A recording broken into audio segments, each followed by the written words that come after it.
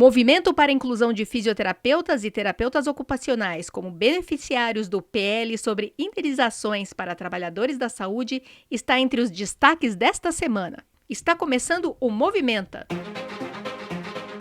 o podcast diário do jornalismo do Crefito 3. Esta é uma produção da Gerência de Comunicação do Conselho. Você ouve agora a edição número 75, de 17 de julho de 2020, sexta-feira. E hoje a gente traz as 5 notícias que mais movimentaram a fisioterapia e a terapia ocupacional a partir de São Paulo e por todo o Brasil. A apresentação do podcast é minha, Mônica Farias, jornalista, e da Gabriela Moreto, também jornalista. Tudo bom aí, Gabi? Aqui tá tudo bem, Mônica, e por aí? Tudo tranquilo. Então a gente pode começar? Sim, vamos lá. Qual é o primeiro movimento da semana que você está trazendo pra gente, Gabi? O primeiro movimento que a gente destaca trata da manifestação do Crefito 3 a respeito das demissões de docentes dos cursos de graduação de fisioterapia. Esse movimento ele começou na semana passada, com o Crefito 3 protestando junto a diferentes órgãos ligados à educação devido às demissões em massa de docentes de cursos de fisioterapia. Segundo informações do Sindicato dos Professores de São Paulo, o Simpro, o número total de docentes de diferentes cursos demitidos em apenas uma das instituições chegou a quase 300. O que as universidades têm alegado é que elas demitiram seus docentes por causa da crise econômica provocada pela pandemia da Covid-19. Assim que tomou conhecimento das demissões, o Crefito 3 se manifestou formalmente, encaminhando ofícios aos principais órgãos federais ligados à educação, exigindo medidas que possam reverter essas demissões. E o Crefito 3 também encaminhou ofícios aos reitores e pró-reitores das instituições de ensino superior públicas e privadas do estado de São Paulo. Nesses documentos, o Crefito 3 alerta sobre o risco de precarização da formação dos futuros profissionais que essas demissões representam e os perigos que isso vai trazer para toda a sociedade, além de abordar todos os danos e consequências que vão ser resultado dessas demissões em massa. Outro movimento da semana que foi destaque em nossos canais foi a retomada das atividades práticas pelos cursos do ensino superior e profissionalizante, autorizada pelo governo do estado de São Paulo.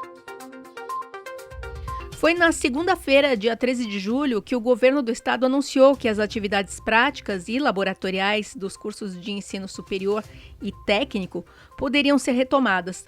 E o mesmo vale para os estágios curriculares obrigatórios em internatos nos cursos de fisioterapia, enfermagem, medicina, farmácia e odontologia nas cidades classificadas por 14 dias na fase 3 amarela do Plano São Paulo. Atualmente, há 7 regiões do estado na fase amarela desse Plano São Paulo. A capital paulista, as cidades da Grande São Paulo, leste, sudeste, sudoeste e oeste, a Baixada Santista e a região de Registro. A cidade de São Paulo já está há mais de 14 dias nessa fase amarela. E segundo o governo do estado de São Paulo, já é possível as instituições de ensino retomarem essas atividades dos cursos nas áreas da saúde. E claro, sempre observando todas as normas já consolidadas de prevenção e proteção contra a Covid-19. Além dessas medidas, para retomar essas atividades, as instituições vão ter que respeitar a presença máxima de até 35% do número de alunos matriculados.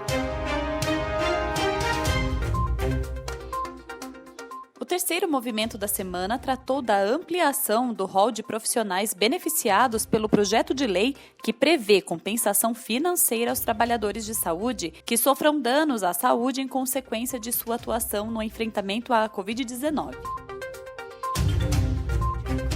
Foi no dia 14 de julho que aconteceu a aprovação do projeto de lei 1826/2020, que determina a compensação financeira a ser paga pela União aos profissionais e trabalhadores de saúde, bem como aos seus dependentes, após serem contaminados pelo novo coronavírus ao atuarem diretamente no combate à pandemia. Nesse processo de aprovação do PL, foi incluída uma emenda que ampliava o rol de trabalhadores a serem beneficiados pelo projeto, alcançando então também os fisioterapeutas e os terapeutas ocupacionais. E essa inclusão contou com um trabalho forte da Comissão de Assuntos Parlamentares do COFITO, que conversou com os deputados explicando sobre a necessidade de inclusão dos fisioterapeutas e dos terapeutas ocupacionais. Esse projeto determina o pagamento de indenização por incapacidade ou morte desses trabalhadores da saúde provocada pela Covid-19, além de prever outras compensações financeiras a dependentes. O projeto de lei agora segue para a sanção do presidente da República.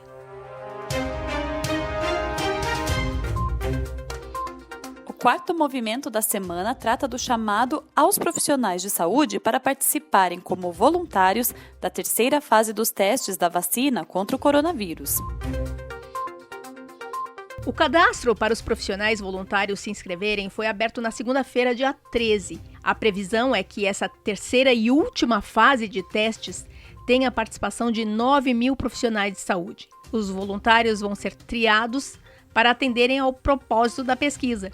Mas o Instituto Butantan, que está coordenando essa fase no Brasil, com a participação de 12 centros de pesquisa em 5 estados e também o Distrito Federal, ele já adianta que os voluntários precisam ser profissionais de saúde que estejam na assistência aos pacientes da Covid-19 e que não tenham se infectado com o vírus. Também profissionais voluntárias não podem estar gestantes nem planejar gravidez para os próximos 3 meses. E pessoas com doenças instáveis, que tomem medicações que alterem a resposta imune, também não podem participar dos testes. As 2 primeiras fases de testes dessa vacina, que está sendo chamada de Coronavac, foram realizadas na China. A primeira fase foi para a realização de testes preliminares e a segunda fase testou a segurança da vacina. Nesta terceira fase, vai ser testada a eficácia, a segurança e o potencial do medicamento para a produção da imunidade. Caso a vacina seja aprovada, a Sinovac Biotech, que é o laboratório que está desenvolvendo essa vacina, e o Instituto Butantan vão firmar um acordo de transferência de tecnologia e a produção vai poder ter início no primeiro semestre de 2021 para fornecimento gratuito ao SUS.